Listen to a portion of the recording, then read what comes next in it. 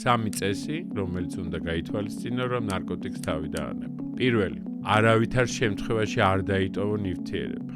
არც შენახული, არც გადანახული. შეიძლება გეგონოს, რომ მცირე დოზის შენახვა სიმშვიდეს მოგგვრის. რომ ნივთიერების გარეშე თუ ძალიან გაგიჭირდება, მისი თუნდაც მცირე დოზით მიღება იქნება ნუგეში. თუმცა ამით მხოლოდ საკუთარ თავს უგებ ხაფანგს.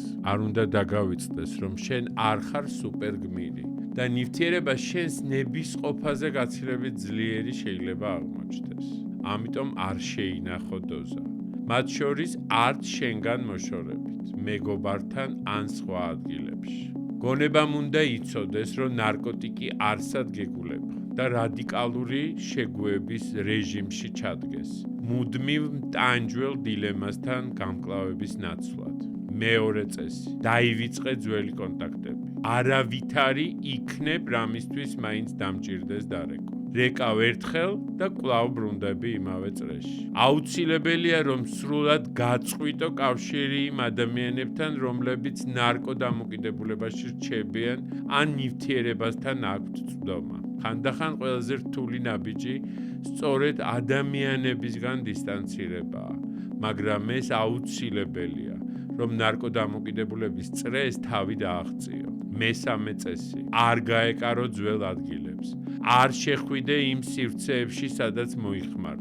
არავითარი 5 წუთით შევივლი, რა უნდა მოხდეს.